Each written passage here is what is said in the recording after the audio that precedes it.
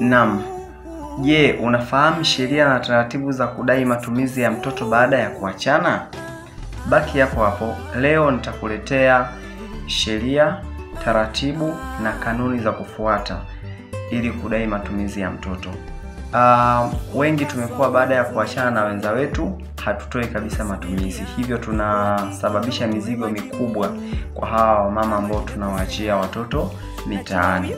Sasa kama wewe ni mama ambaye haupewi tumizi lolote na mwenza wako, baki hapo hapo ni kuelekeze njia gani unaweza ukazifuata ili aweze kutoa matumizi, kwa sababu kisheria matumizi ni haki ya mzazi kumtunza huyo mtoto mpaka atakapofikia umri wa kujitegemea yeye mwenyewe, kwa sababu kukutegemea wewe mwenyewe hata ukimlea yule mtoto bado atakuwa ni wake. Hivyo ni lazima tufuate hizi taratibu. Kwanza kabisa usiogope kudai haki. Kudai matumizi ya mtoto ni haki yako. Hii ni kwa mujibu wa sheria kifungu namba 129 cha sheria ya ndoa ya mwaka 1971. Kifungu hiki kinasema kwamba mzazi ana wajibu wa kutoa matumizi kwa mtoto. Yes. Bila kujali kwamba anaishi naye ama haishi na huyo mtoto, yeye ni lazima atoe matumizi. Matumizi yenyewe muhimu ni kama vile chakula, marazi, mavazi pamoja na elimu. Hivi ndio vitu vya msingi kabisa na ni muhimu, ni lazima atoe. Lazima ujue mtoto wako yuko wapi, anakula nini, kwa sababu watu wengi tunajua tu na mtoto huko, hujui kama mtoto wako anakula nini, anaishije, wewe umekaa tu. Brother, hiyo haiko hivyo. Lazima tujue watoto wetu wanaishi vipi, na wadada wengi wamekuwa wakinungunika wenyewe kwa sababu hawana njia nyingine. Sasa utafanya kitu gani? Na huyo bwana uliyezaa naye ndio hivyo kashakutupa, aidha mmeshaachana, aidha kakutelekeza na haujui sasa uende wapi ili uweze ukapate msaada. Hatua ya kwanza, utaenda ustawi wa jamii.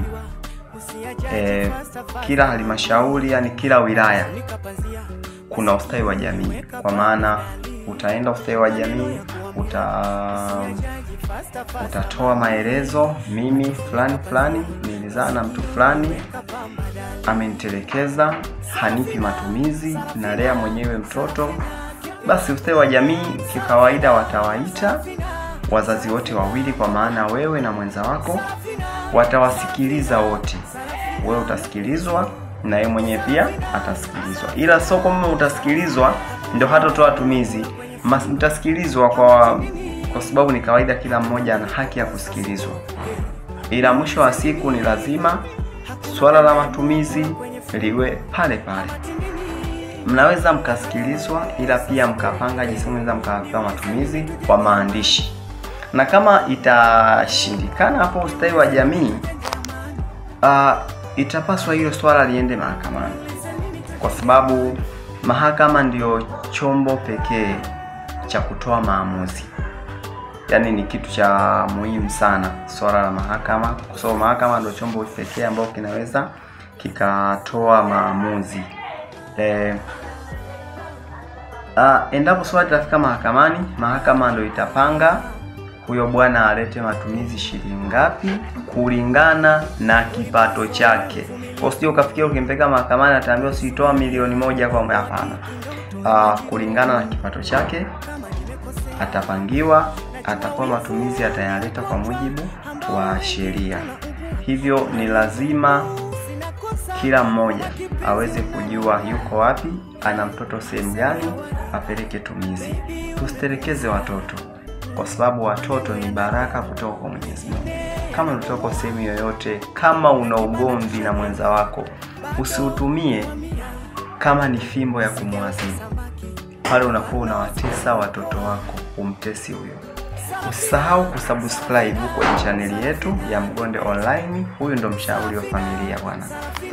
Wiki ijayo tutakuwa na mada ambayo itazungumzia ni Sasa hivi kumekuwa na changamoto nyingi sana kwenye upande wa watu baada ya kuachana, ile vuta ni kuvute.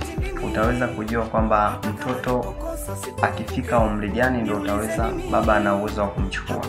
Unaweza kumwacha mwanamke ana mtoto wa miezi 6, una uwezo wa kumchukua. Sasa tutazungumzia kwamba ni muda gani sasa una uwezo wa kumchukua huyo mtoto.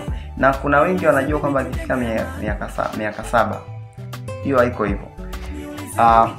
Nafikiri wiki ijayo tutaweza kulizungumzia hilo. Usahau kusubscribe, ila pia kama mada niliyozungumzia imekushika, basi comment chochote hapo chini kuhusu na baba wanaotelekeza watoto. Wewe unawaambia kitu gani?